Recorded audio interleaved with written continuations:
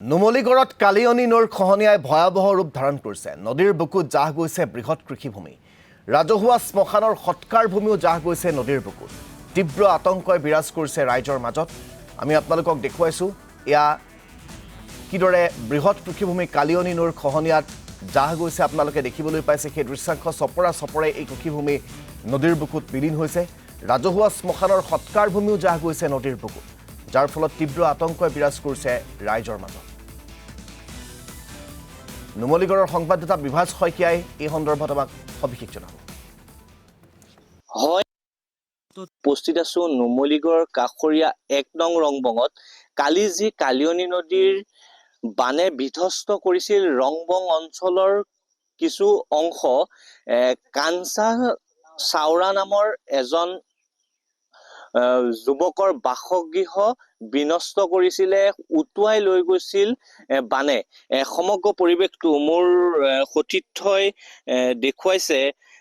এই স্থানতে আছিল সেই বাসগৃহটো। বিধ্বস্ত বানে একো চিন-চাপ নোহোৱাকৈ উটুৱাই লৈ গ'ল বাসগৃহটো। তেওঁ এতিয়া ব্যস্ত হৈ আছে ঘৰৰ কিবা আজা বস্তু পাই বুলি। মই পোনপটীয়াকৈ তেওঁৰ লগত কথা পাতিব বিচাৰিম। দাদা, কি ক'ব?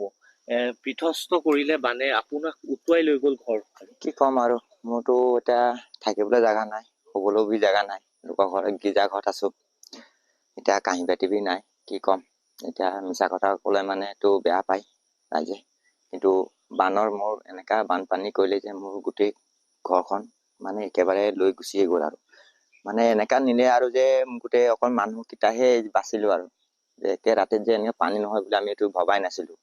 সেইটো কাৰণে আৰু গোটেই মানে ধ্বংস লৈ গ'ল। মোৰ মাইকী মানুহ কাপোৰো নাই, এনেকে লোকৰ ঘৰৰ কাপোৰ দিছে, সেইটো পিন্ধিছো।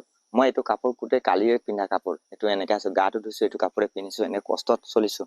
ৰাতি দিছিলে চাউল ৰাইজে, মানে এনে কৰি পেলাই আৰু চৰকাৰে আহিছিলে, দি পেলাই চাউল দিছে, পলিথিন এটা দিছে তাত থাকিবলৈ। মই পলিথিনটো লৈ পেলাই ইয়াতে থাকিব নোৱাৰো নহয়, সেইটো কাৰণে কৈছো। আৰু মোক টিং যেনেকা নিছে আৰু এনেকা ৰাইজে যদি মোক সহায় কৰে তেনে মোক ঘৰ এটা বনাব পাৰো আৰু এবাৰ চেষ্টা কৰি।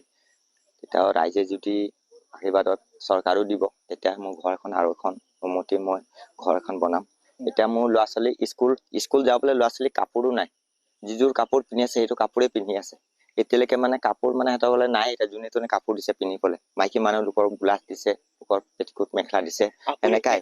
একোৱে উদ্ধাৰ কৰিব একোৱে নোৱাৰিলো। মানে মোৰ লগে মানে সম্পৰ্ক কলে কি হব, মোৰ নিজৰ ঘৰৰ ছাগলীলৈকে গুচি গ'ল। গৰু এটা আছিলে, গৰুটোক বচালো, তাৰপা ছাগলীজনী বচালো, তাৰপা বচাবই নোৱাৰিলো, গোটেই উটুৱাই লৈ গুচি গ'ল। আৰু আপোনাৰ নথি পত্ৰ একোৱে নাই মোৰ, মানে ভোটৰ কাৰ্ড গুচি গ'ল, আধাৰ কাৰ্ড গুচি গ'ল, মাইকী মানুহ ভোটৰ কাৰ্ড আধাৰ কাৰ্ড গুচি গ'ল, পান কাৰ্ড গুচি গ'ল, গোটেই গুচি গ'ল। মানে মোৰ কাঁহী বাতি মানে গোটেই মোৰ মানে ঘৰটোকে দাঙি লৈ গুচি গ'ল। আৰু এতিয়া লোকৰ ঘৰত লোকৰ বটুৱা দিছে, কাঁহী বাতি দিছে, সেইটোৱে বনাই পেলাই খাইছো। আৰু চৰকাৰৰ জনপ্ৰতিনিধি আপোনাৰ কাষত আহিছেনে? এতিয়ালৈকে আহি পোৱা নাই। মোক এতিয়া কি কৰিম আৰু, ৰাইজে বুলি এতিয়া চৰকাৰে ফালৰ পৰা আৰু তিৰপাল এখন দিছে, আৰু চৰকাৰে তিৰপালখনে আৰু কেইদিন থাকিম। তিৰপালখন নাথাকিলে আৰু ৰিকুৱেষ্ট দিম বাৰু চৰকাৰক, তেতিয়া মোৰ ঘৰটো হ'ব পাৰে চাগে। আৰু আপুনি খেতি কৰিছিলে বুলি গম পাইছো। খেতি কৰিছিলো, খেতি তাতে আছিলে, খেতি মানে গোটেই ডুবুৱাই দিলে। কঠীয়া বাৰী আছিলে, গোটেই ডুবুৱাই দিলে। মানে এইফালে জলকীয়া বাৰী আছিলে, জলকীয়া বাৰী কেইটাও ডুবাই দিলে, গোটেই মানে ধ্বংস কৰিলে। মানে মই এটা খেতিয়ক মানুহ, মই হাজিৰা কৰি খোৱা মানুহ হয়। মই এদিন খুটীয়া কৰিলে মানে মোক ভাত খাবলৈ নাথাকে। মই এদিন কাম কৰিলে 200 টকা হাজিৰা পাওঁ। যদি মই দৰৱ মাৰো তেতিয়া মই 300 টকা হাজিৰা পাওঁ। হাজিৰা কৰি মই খোৱা মানুহ হয়। মাইকী মানে 200 টকা হাজিৰা কৰে, মই 200 টকা হাজিৰা কৰোঁ। সেই ঘৰটো মই যেন তেনে বনাইছিলো, এই ঘৰটো ধ্বংস হৈ গ'ল। বানপানী এনেকুৱা বানপানী কৰিলে, একে ৰাতিতে বাঢ়ি গ'ল, একে ৰাতিতে কমি যায়। এইটো মানে কালিয়নী নদী হয়, এইটো হয় নকৰা ঘাট বুলি কয়। এইটো এটা ভূতনাথ আছিলে, সেইটোতে মই বাস কৰিছিলো ইয়াতে। আগফালে আৰু কেইঘৰমান মানুহ আছে, সেইটো গম পাই যে মই কিমান দিনৰ পৰা বাস কৰিছিলো।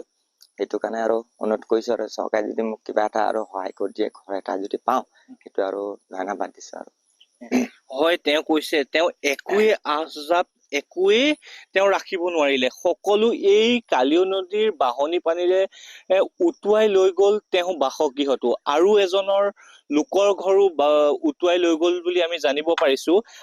তেওঁ স্থানীয় লোক উপস্থিত আছে, তেওঁলোকৰ পৰা আমি জানিব বিচাৰিম। বিধ্বস্ত কৰিলে কালি বানে।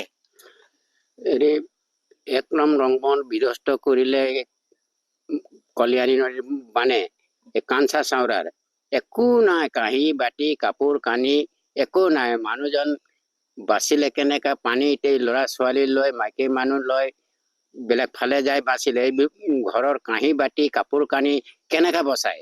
বচাবই নোৱাৰিলে। এইবোৰ বচাব পাৰিলে ল'ৰা ছোৱালীয়ে উটুৱাই গ'লে হয়।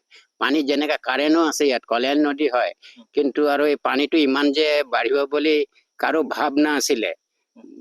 এই যদি জানাহেঁতেন আগতে এইবোৰ অঁতৰালে হয়, কিন্তু নাজানা। এতিয়া ৰাতিৰ কথা। কি অনিষ্ট কৰিলে এই অঞ্চল জুৰিত? এই অঞ্চল জুৰিত এই কাঞ্চাৰ একোৱে নাই। আৰু বেলেগ মানুহৰ কি? বেলেগ মানুহৰ এইজনৰে আৰু এজনৰ ঘৰ নিলে, আৰু আছে ঘৰ কেইবাটাই আছে। তো মানে কেইটা হেৰি হ'ল, পানীটো সোমাইছে 19টা তেনেকে নাই ঘৰত ধান লৈছে। তাৰপিছতে ভিতৰত পানী হৈ আছে, ঘৰটো 19টি হোৱা নাই বাৰু, ঘৰ ভাগেই আছে। সেইটো পানী সোমাই মানুহকেইটা থাকিব পৰা নাই।